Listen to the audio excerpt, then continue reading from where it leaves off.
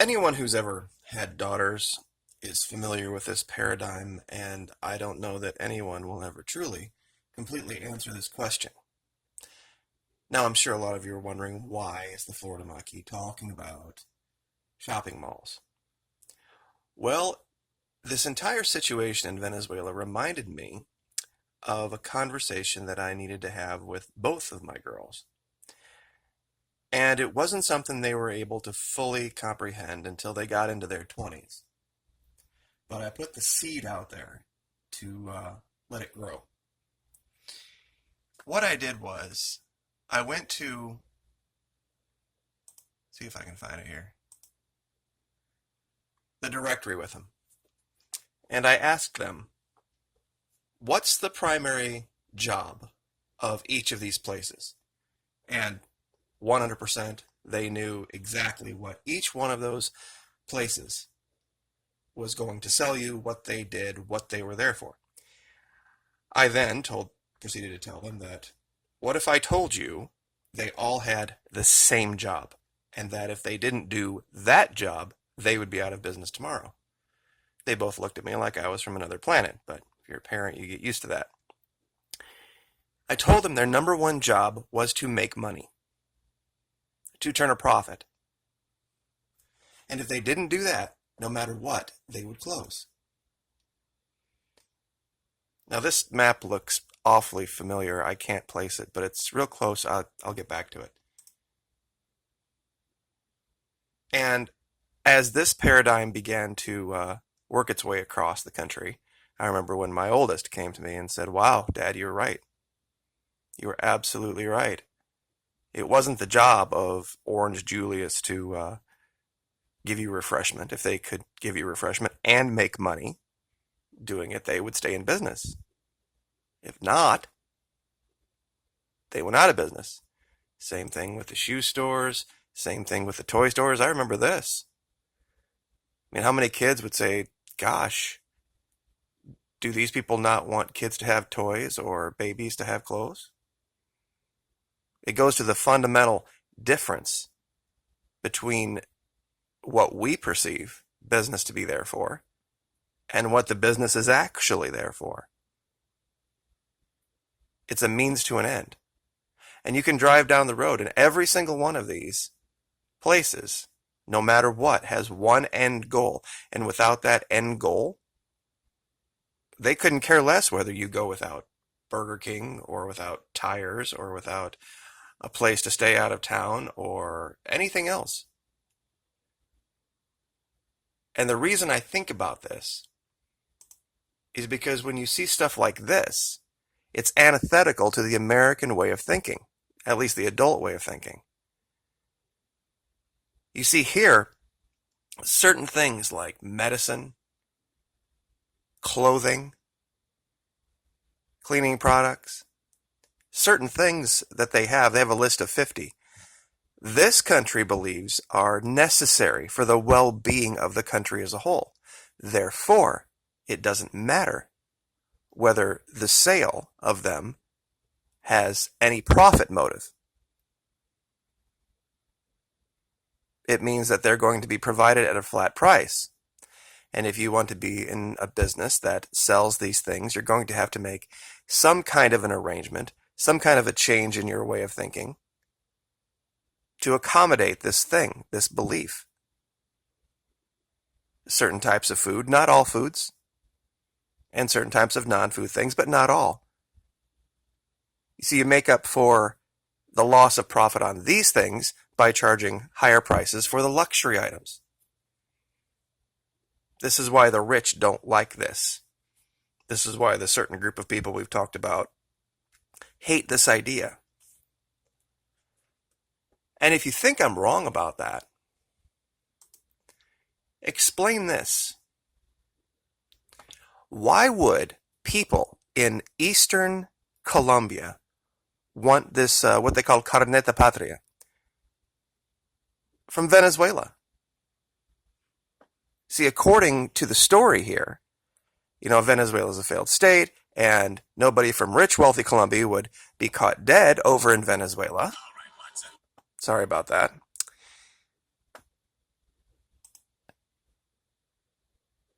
what's happening is this. The people in Colombia, the criminals, are getting a hold of these fake government-issued cards, going over to Venezuela, buying the price-controlled goods, taking them back across the border to Colombia, and then selling them for a profit. This is another smoking gun to show you this is what's really been going on in Venezuela. It's not about socialism failing. It's about criminal organizations having free run into a country that's simply trying to take care of its people. I do apologize for that. Let me mute something real quick. This is, of course, a video here, and it's going to continue to try to run no matter what. I'm just going to go ahead and mute the sound. Sorry about that. Okay. So this is what's happening, and this is the fundamental difference in thought between places like Venezuela and the places like the United States. Now, you can say our way is better, their way is worse. That's fine. You know, people can disagree, and countries can have different ways of doing things. You see, the reason I brought up this map is these are all the states that have the major shopping malls in them. And so this is where, of course, you could believe all the money is, and all the wealth is, and all of the tax revenue is. One of the reasons I was not for either party, and I was for a more libertarian in Washington, is the idea of math. Even if you say that 60 million people voted for whomever, whether it was the left or the right, that only represents 1 in 6 people in the country. A libertarian would be great with that. You know why? Because a libertarian would say, fantastic, Washington shouldn't be making policy for California or Texas or Florida or Illinois or Iowa or anywhere else. The very fact that only 1 in 6 people would have voted for whoever's in Washington literally speaks to the entire idea of libertarianism, meaning that we don't have to have a national policy on abortion. We don't have to have a national policy on how undocumented immigrants are treated. And believe me, in the next video, we're going to talk about how there was another young lady almost a year ago who was killed by an illegal immigrant that you never heard of. But because of her religion, it didn't make the news. Point being that now that things have calmed down in Venezuela and they're starting to rebuild their economy, this is what this president has realized and is now trying to jump out in front of something that's already being done. See, here, he's talking about dismantling this group called the AGC or AUC. And a long time ago, they actually were going to make a deal with the government to demobilize themselves. But what's really happened here is that the FARC and the ELN have joined forces. And the writing is on the wall for the AGC and the AUC and the Oficina de Envigados and all these people, the right-wing paramilitaries. They're running for their frickin' lives now. Because the leftists down here aren't your normal, they aren't your daddy's leftists, let's put it that way. They got no problem with guns and they know how to use them. Very organized, very united, whereas these disparate right-wing business and government controlled paramilitaries, they don't stand a chance. And Duque knows this. And so he's going to just basically wait for the FARC and the ELN to do all the dirty work and then send in his guys for the big win.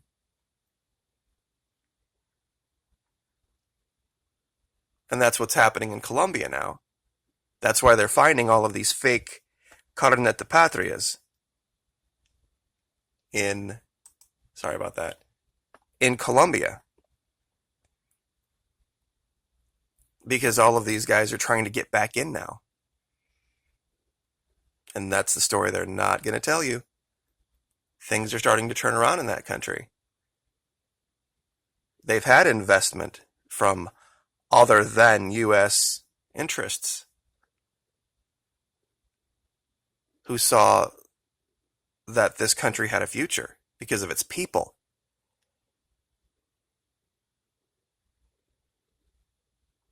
So down here, it's not always a great idea to make certain things profit-based. Imagine in this country if we had the idea that basic health care should not have a profit motive. The health and well-being of our society should not have a profit motive, meaning that the society goes to hell if a business can't make a profit providing it. For luxury items and non-necessities, absolutely, capitalism is the way to go. But for certain things in a society, imagine if the entire Eisenhower interstate system was a toll road. That would be capitalism. Would that be a good idea? So that's the point of today's video. What I was trying to illustrate is that sometimes capitalism works, but not always. There should always be a happy medium between the two, and just because one country believes in one system and another believes in the other is not an excuse for military force. We will leave it there. Have a great weekend. Like, share, subscribe. We will be doing the Secret Saturday video here on Patreon very shortly. Thank you.